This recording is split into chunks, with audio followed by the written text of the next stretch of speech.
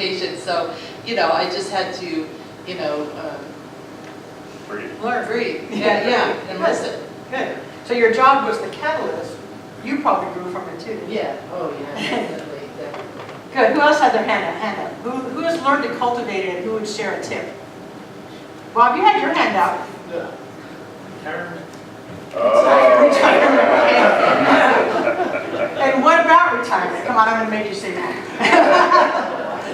Retirement in and of itself, because some people are not patient in retirement. Well, I put things in perspective, and I have a lot more time now than to apply some of these spiritual principles I've been learning in church and class. Wonderful. That's the best. That's the best promotion. So I know people who are retired who aren't patient at all. So that's why I said say a little bit more. So perspective. You've got a little more time. Who else? Anybody on this side of the room wants to share one? Cynthia. I'm going to sit down because I'm kind of blocking your view. Basically understanding that everybody's seeing the world their way, and it's not my way. I'm seeing it differently there. Ah, nice. Everybody's seeing the world a little differently. Wonderful. That's also perspective. Who else? Somebody over there had their hand up. Jimmy, you had your hand up? Is it a real comment or a smart aleck you got? Patience, Sean.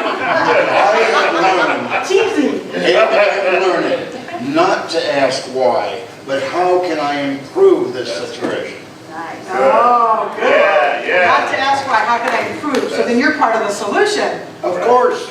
Nice. Okay, good. I remember one time I went off on somebody at the grocery store, and then You went off on something. yeah, and I felt bad about it, so I wanted to look for them and apologize, and I couldn't. So when I get a patient in line, I remember that incident, and it helps me to relax. Ah, good. So you remember that you didn't feel so good Yeah, about I didn't feel good, and so now I think about that, and it makes me feel better just to allow people even to go in front of me sometimes. Nice. Yeah. How many of you are able to do that? When you realize you've done something and afterwards you feel kind of like a schmuck because of it, and then you use that to how to change your behavior next time? A lot of nodding. Anybody else? Yes. Anybody else want to share a tip? Okay.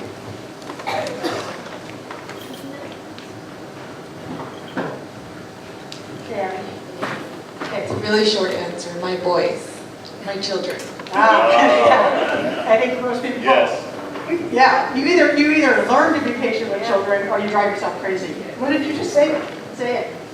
Meet people where they're at. Meet people where they're at. Anybody else?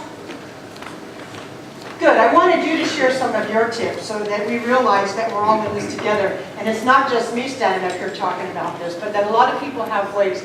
I liked everything I heard, but it seems like perspective was one of the largest keys that I heard here, was the word perspective. Learning to shift our perspective.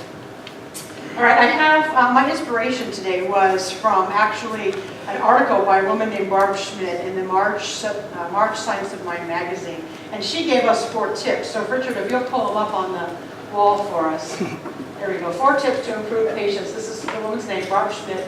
It was in Science of Mind magazine in 2015. We'll just bullet point these, all right? So the first one is this. Don't waste your precious moments. Don't waste your precious moments with the stress and the impatience and the controlling aspects. And second one, go easy with your expectations. I wrote in the word shoulds. When we hear ourselves saying somebody should, that's a time to pull back. Go easy with your expectations. Now, for those of you who have been coming here a long time, I want to say one thing. I talk about the word expectancy and that we need to have expectancy of good. That's different.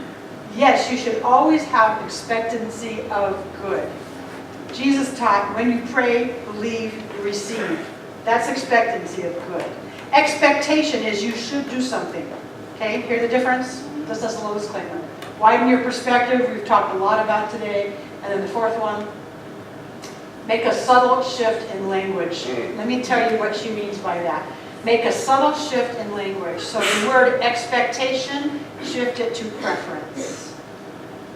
That way you still can say what your preference about something is without an expectation of it. Okay? I expect something to happen is different than I would prefer it to happen like this.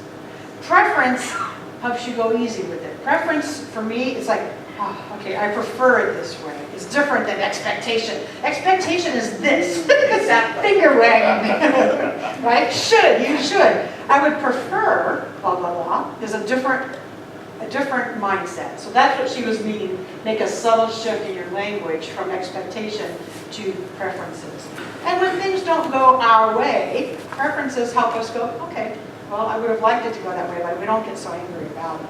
So those were the 4 things that were my inspiration today. Now let me kind of wrap up with the word trust, because I've talked about it throughout. Trusting the source, trusting God is our life. Trusting is probably the number one most important part of this whole equation. In order to be patient, it requires a whole lot of trust. Trusting the source. Trusting the source. And I have 2 Holmes quotes that speak to this. He says, we must trust the invisible. Invisible is another name for God. We must trust the invisible, for it is the cause of that which is visible. Okay? Us, everything. Trust the invisible because it is the cause of that which is visible. And the other one he says, when we learn to trust the universe, also another word for God. When we learn to trust God, we shall be happy, prosperous, and well. Learning to trust is a simple, not always easy thing to do. Learning to trust requires that we slow down. It requires that take that patient breath. Learning to trust is so important. It reminds me there's more going on than meets my eye. There's always more going on than meets the eye. It reminds me to take that broader perspective. It reminds me that all is really in divine order, and I can trust that divine order. And when I say there's more going on than meets the eye, to me that's taking my mind to the bigger picture of God. And to remember ultimately that all of it is in divine order. So that's the homework assignment if you choose to accept it. I'm learning to trust that all is in divine order, and I begin today to shift my perspective. Now, patience becomes my asset. Let's close our eyes and let's pray.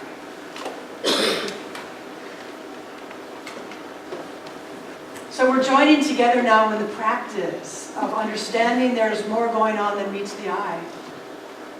Because I invite us all into this place where we remember the higher power, by whatever name we call it, by whatever we understand it. We take ourselves to that greater truth, that there is only one source. By whatever name we call it, that one source is love. That one source is creative.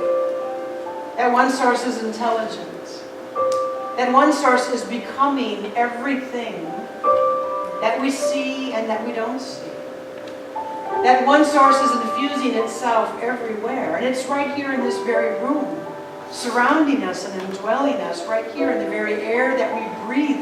It is vibrant with God's source. And so, bringing it in really, really, really close to our hearts, recognizing that the one source is already here. It's already beating my physical heart. It is already thinking through my mind. It is already the activity of my body and everything that I do. So I'm aligning myself with that truth, that God is right where I am. Not a far-off being that I have to find, but an intimate knowing, an intimate presence, an intimate love, an intimate intelligence. Created me, created all of us. Whatever I know is true for me, I know is true for all people. And so knowing that each one of us is fully aligned with it, that means we have everything that we need already. We have available to us all the love, all the intelligence, all the guidance, all the creativity that we want. That power and that source is closer than hands and feet. And as we close our eyes and tune into it together, we begin to feel that power that is greater than us. And I know that we are not alone. We are not alone ever. And so this week, let us practice tuning in to that God inside. Let us practice patience by listening